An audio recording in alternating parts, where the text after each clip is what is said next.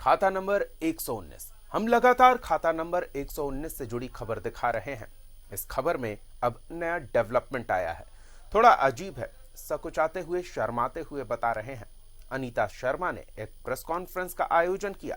Press conference में news 11 आमंत्रित नहीं था, लेकिन हमने गैरत त्यागा, सोचा कि नहीं, हम मीडिया हैं। अनीता शर्मा के प्रेस कॉन्फ्रेंस को कवर करना हमारा दायित्व ही नहीं, कर्तव्य भी है। तो हम सिर उठाकर पहुंच गए उस प्रेस कॉन्फ्रेंस में, क्योंकि मीडिया एथिक्स कहती है कि हमें अनीता जी का पक्ष भी दिखाना चाहिए। हम उनका पक्ष भी दिखाएंगे और उसी शिद्दत से दिखाएंगे। तो देखिए उस प्रेस कॉन्फ्रेंस में क्या हुआ, और जो सवाल अब भी अनसुलझे हैं वो भी देखिए। कौन है अनीता शर्मा, क्या है, डॉन है, बहुत उल्टे सीधे तरीके से लिया जा रहा था। समझे, हम नाम नहीं लेना चाहेंगे। हो सकता है उनको हमारी जानकारी नहीं हो कि हम कौन है, हम क्या है। जानकारी के अभाव में इस तरह बोला गया। हम किसी पर कोई आरोप नहीं लगाना चाहते हैं, लेकिन ये सुनने के बाद हमको लगा कि हमको पूरे मीडिया को बताना चाहिए कि आप ही के मित्र ऐसा कह रहे हैं। तो मेरा नाम अनीता शर्मा है और हमारे पुरखों की ज़मीन है कटहल मोड़ में, हेहल अंचल में, जो कि 1936 से रजिस्टर्ड डेट द्वारा खरीदी गई थी। चूँकि परिवार के बाकी लोग और सब काम करते हैं, हम विडो हैं, हमारे पास कोई विशेष ऑक्यूपेशन नहीं है। सोचे कि इस ज़मीन को हम निकाल करके कुछ अपना आगे बाल बच्चों के लिए करें। तो उस ज़मीन में पहले हम अपना कागजात को सही कराए अपने अधिवक्ताओं द्वारा, इन लोग हमारे सब परिवार जैसे।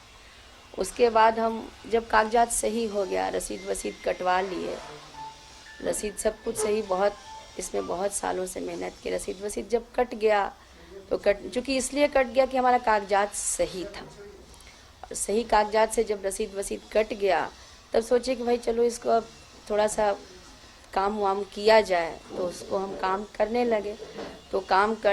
तो वहाँ बाउंड्री वाउंड्री का काम करने लगे। बिना मतलब के लोगों नाम खराब करने लगे, कौन है अनीता शर्मा, तो 900 करोड़, इस तरह का बात आने लगा। तो हमको अच्छा नहीं लगा। फिर हम अपने सलाहकार लोग से पूछे, तो बोले, इन लोगों से पूछे तो ये लोग बोले कि हम लोग एक प्रेस कॉन्फ्रेंस करते हैं, उसमें बताते हैं आपको अपना चेहरा। जब नाम सामने आया खराब तरीके से, तो चेहरा नाम के साथ भी सामने आना चाहिए। हम अपना परिचय दे रहे हैं और ऐसा कुछ नहीं है, ऐसा कोई मामला नहीं है। हम अपने ज़मीन में अभी तो शुरुआत की है। ये अनीता शर्मा हैं, इन्हें हमारे शब्दों से आपत्ति है।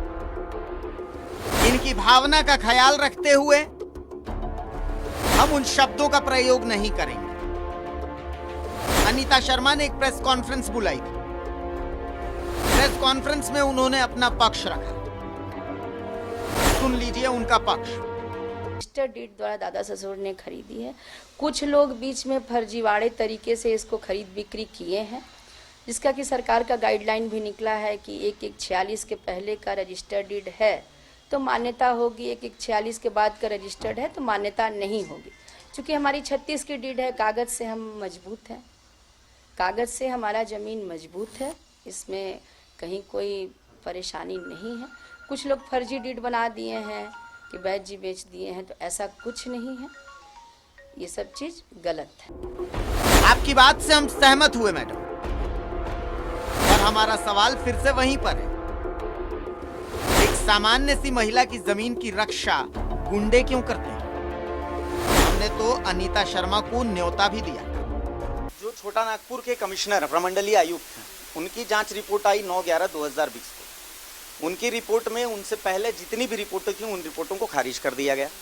उन रिपोर्टों को खारिज करने के बाद भी 31 दिसंबर की रात में ज़मीन का रजिस्ट्री की जाती है। ज़मीन की रजिस्ट्री आपने 31 दिसंबर की रात में की है। तो जब छोटा नागपुर के कमिश्नर ने कह दिया कि इस ज़मीन पर आपका कोई अधिकार बनता नहीं है, इस ज़मीन पर गणेश साहू और दशरथ साहू के जो कागजात है वो सही है, उनके स्वीकारनामे की बात नहीं कह रहा है। अगर प्रैक्टिकल बात हो रही है तो प्रैक्टिकल बात ही होगी। तो क्योंकि इस खबर को प्रमुखता से न्यूज़ 11 भारत नहीं दिखाया, आप नाम ना लें, लेकिन हम कहते हैं कि हमने दिखाई है खबर, हमें शिकायत मिली। और जो पहला सवाल जहाँ से आपने प्रेस कॉन्फ्रेंस की शुरुआत की, अभी भी मेरा सवाल वहीं पर है कि अनीता शर्मा कौन है, क्यों क्योंकि खाता नंबर 119 पर जब भी जाते हैं, अब तक कम से कम हमने लाइव 20 लोगों को बिठा दिया। रोज लाइव मैं ही बैठता हूं, रोज मैंने ही सवाल किया कि मैडम आप सामने आइए, आप सामने आइए, आपको सिर्फ न्यूज़ 11 से बात करनी थी, अपना पक्ष रखना था और कुछ भी नहीं करना था। चूंकि हमने इस खबर को प्रमुखता से दिखाया, हम ताल ठोक के कह रहे हैं कि हमने दिखाया है। इन्वाइट कर रहा हूं कि आज आप हमारे स्टूडियो में आइए, हम लाइव बैठ करके बातचीत करेंगे, डॉक्यूमेंट के आधार पर बात होगी। लेकिन कोई हमारे साथ जुड़ने को इच्छुक नहीं। खैर एक सवाल और उठा, लेकिन आपकी ओर से जो एफिडेविट दिया गया है माइट भी ये, तो उसमें स्पष्ट रूप से है कि 17 जनवरी 2021 में हम लोग बात कर रहे हैं तक वहां पर धारा 144 लगी हुई थी।